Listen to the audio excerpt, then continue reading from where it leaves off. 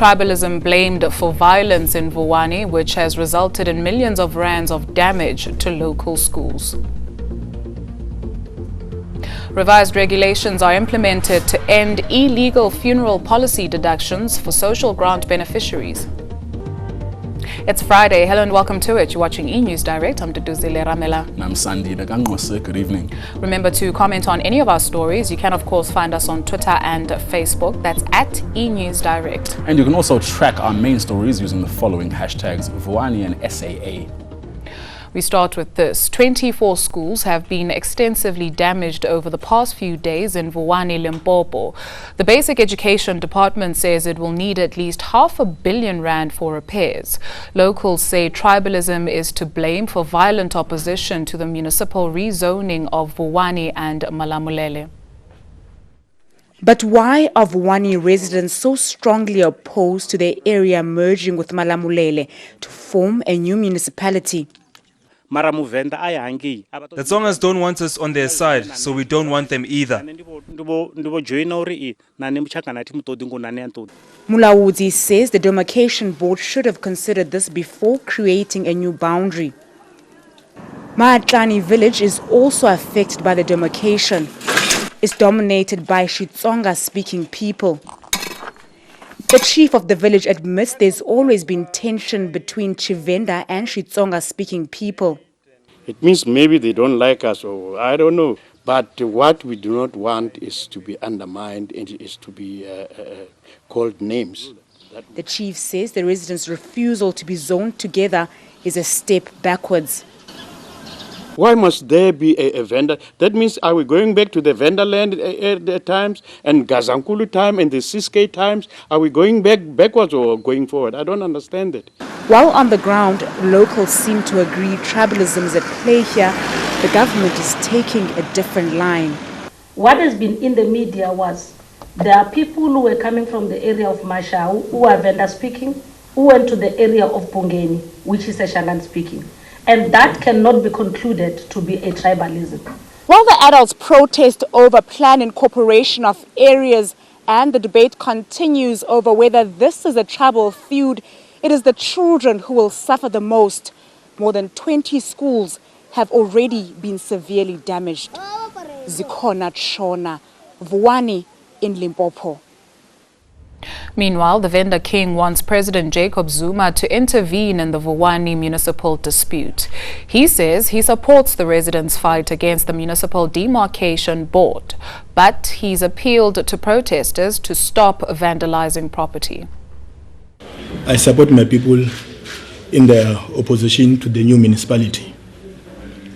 I am going to engage the president of the country to look at a possible solution as soon as possible. People from Vuwani, they didn't call to have their own municipality. People from Malamulele are the one who said they need their own municipality. Let's focus on to other news now, when the Minister of Social Development, Batabile Dlamini, is clamping down on unauthorized grant deductions. Dlamini has officially put in place the revised regulations to the Social Assistance Act, which are meant to put an end to illegal deductions relating to funeral policies by social grant beneficiaries. The new rules state beneficiaries must give written permission to the South African Social Security Agency before any deductions can be made from their grants. In February alone, the South African Social Security Agency received more than 40,000 queries. 15,000 of these were related to unauthorized airtime deductions. Social grant beneficiaries have been billed for loans from their children or by companies offering them loans they can't afford to pay back. This also includes funeral cover, which seems to be one of the biggest problems. The Minister, Batabile Dlamini, announced the publication of the revised regulations to the Social Assistance Act. This will put an end to the tide of unauthorized and unlawful deductions and ensure better control of Section 21 and Section 26A, which deals with the payment environment. Dlamini expressed the department's disappointment with the cash pay master services, the service provider appointed by the South African Social Security Agency to pay social grants. The minister claims the CPS is financially benefiting by participating in questionable activities through subsidiary companies under the umbrella of their parent company, Net1. As a result, the CPS has been instructed to remove the debit order facility from SASSA bank accounts. The amendments to the regulations now accurately reflect the fact that only insurers registered under the Long-Term Insurance Act of 1998 may offer funeral policies. Dlamini has also approved the recommendations for a SASSA-owned and controlled recourse system to be put in place. This will include refunds for beneficiaries dating back to 2012. Atim Tongana, Parliament. There were unsettling scenes on the steps of Parliament today as police arrested several pensioners. Close to 100 elderly people from the Eastern Cape want government to address their concerns. The former Transnet employees claim they've been robbed of their pensions and are seeking financial compensation. This woman is one of nearly 100 pensioners who've been camping outside the gates of Parliament. Some have been here for weeks, sleeping on the pavements, waiting for someone from government to address their demands.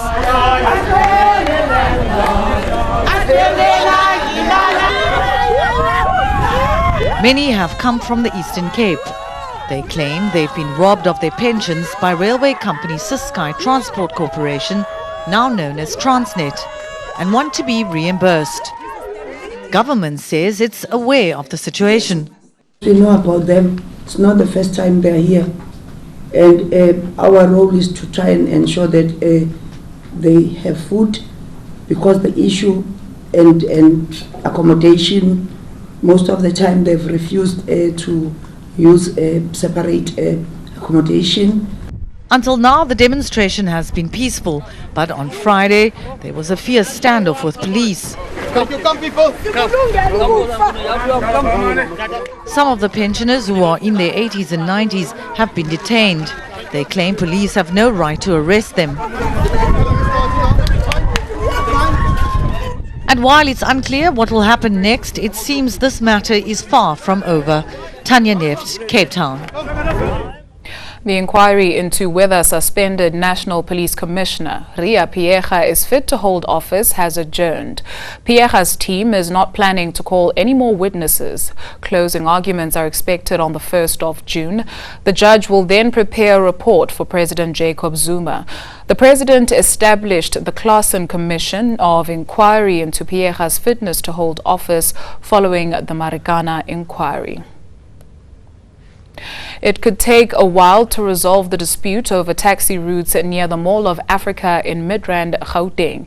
It's emerged that 7 taxi associations are vying for the potentially lucrative route near the new mega shopping center. 3 people were injured during a shootout at the mall earlier this week. Taxi Council, Sentako, has condemned the violence and is calling for a speedy resolution. Gauteng taxi bosses maintain the recent violence at the Mall of Africa in Midrand could have been avoided if they'd been included in the planning of the massive shopping centre. We have engaged with them last year with the city of Joburg, but then I think province intervened and everything came to a halt. Why, we don't know. Only up until now, when there was only some couple of weeks left, and then that's when they started to engage us, and we told the government to say we foresee a problem. Taxi Council Santako says 7 associations are eyeing the route near the mall. And Gauteng Transport MEC Ishmael Vadi has confirmed that his department is in talks with the associations. Normally what happens is that the relevant association operators apply for a taxi license. We then refer it to the municipalities for concurrence and for recommendation. And if they approve, we normally issue the license. Until the matter is resolved, police are monitoring the area. A quick look at world news now, when the Syrian military has denied responsibility for airstrikes which hit a refugee camp near the Turkish border that killed at least 28 people. Many more were wounded. Initial reports indicate a government plane was responsible, and the UN says this could amount to a war crime. The strikes in Idlib province came as a 48-hour ceasefire took hold in Aleppo city to the east. The truce is part of an international effort to revive a February ceasefire and spur peace talks. And hundreds of firefighters are still battling the wildfire in Canada's energy heartland, which has grown tenfold since Wednesday to cover 850 square kilometers.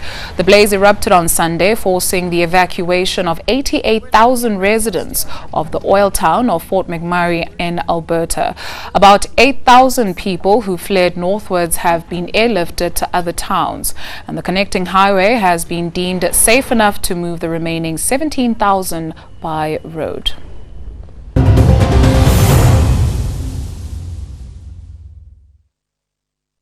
Time now to get into all of your social media with Vuwani who's standing by. Indeed I am. Thank you so much, Sandile. And thousands of Wits students and workers gathered outside the Great Hall to mourn the death of 7 students killed in a taxi crash near Mokopane in Limpopo on the N1. Pillars of the Great Hall have been draped in a black cloth for the period of mourning. Family members were given a banner with messages of condolences which will be hung in the Great Hall foyer. The students were traveling to Polokwane for a church pilgrimage. We end off with this. The National Union of Mine Workers is calling on Lily Mine management to resume operations to recover 3 workers still trapped underground. It's been 3 months since the collapse at the mine in Barberton, Mpumalanga. The NUM says the workers must be brought to the surface in order for their families to find closure. Meanwhile, workers at the mine have also been protesting, claiming they only received a portion of their April salaries. Remember, we do love to hear from you. You can, of course, check us out on Twitter and Facebook. That's at eNews Direct, or you can head on over to our website. That's enca.com/direct. After the break, your business news as well as your detailed weekend weather forecast.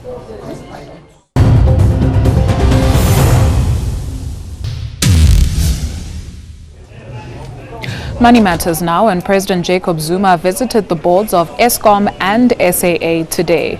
At Eskom, President Zuma received assurances from CEO Brian Molefe that South Africans will no longer experience power disruptions. Power generation capacity has increased, and there hasn't been load shedding in the past 8 months. But at OR Tambo International Airport, there was a bit of turbulence. SAA has had 7 CEOs and acting CEOs in the last 4 years. The board, led by a controversial figure, Dudumieni, has come in for repeated criticism. The national carrier has often needed state funds to take off. A 90-day turnaround strategy has come and gone under former CEO Nico Bezuidenhout, and the carrier is still struggling to make profit. Despite the compounding problems, the president says SAA is not for sale. And with that, let's see how the markets perform today.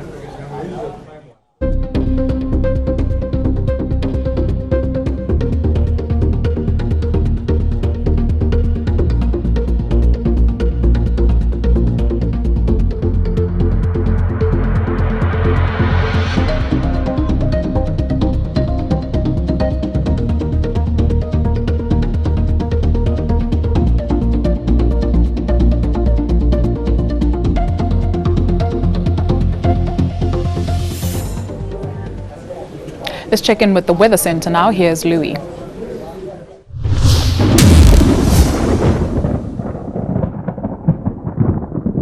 Good evening, everyone. It's time for a check of your Saturday's weather conditions, and it's going to be a cloudy and wet day for much of the country's coastline, as moisture will be moving in across those areas, and that could also result in a possibility of heavy rain taking place for some areas in the Eastern Cape. Showers and thunderstorms are going to develop over parts of the Northern Cape, spreading towards the Free State as well as some parts of the Northwest, while for Gauteng and Limpopo, dry weather lies ahead for your Saturday. KwaZulu-Natal is going to be mostly cloudy, cold and wet, a likelihood for for rain for almost all areas, and there's going to be a likelihood for heavy rain as well along the southern coastline, mainly during the evening. A possibility for heavy rain along the wild coast of the Eastern Cape, including around East London and the adjacent interior. It's going to be especially cold near the mountainous areas. Elliot reaches a high of only 12.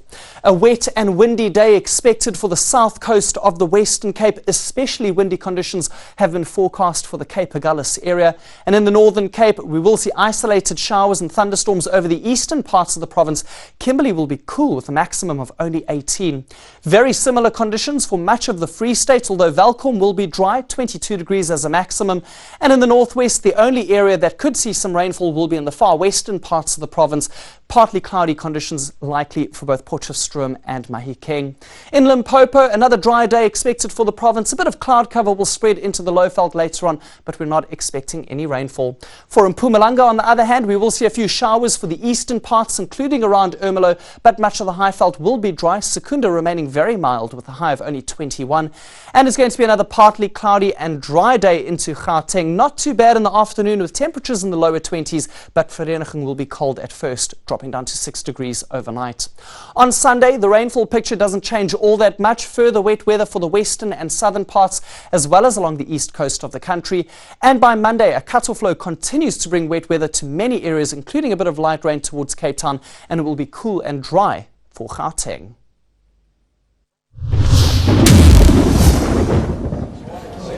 Thank you, Louis. After the break, a new book celebrating the life and times of Brenda Fassie hits the shelves.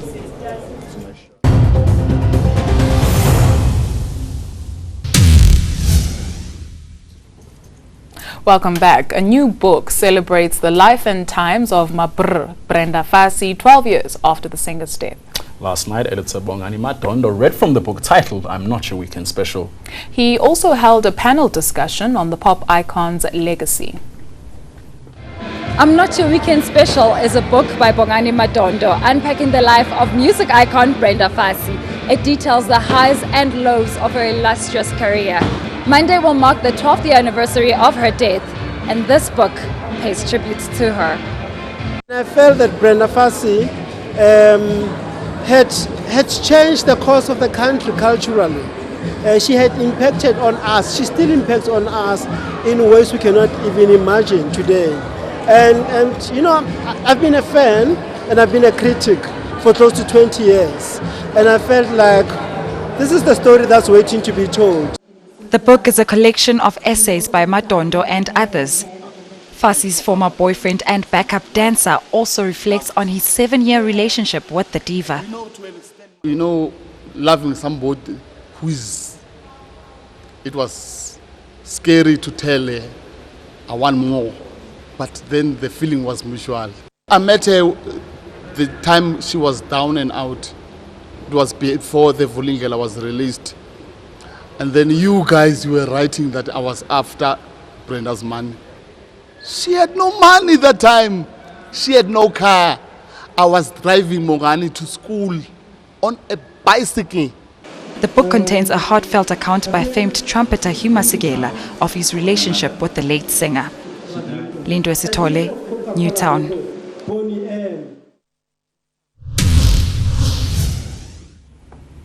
Here's a reminder of the day's top stories before we say goodbye. Tribalism blamed for violence in Vuwani, resulting in millions of rands of damage to local schools.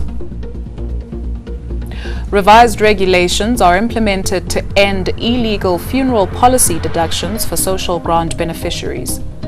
And that's our lot for the week. Until next time, good night.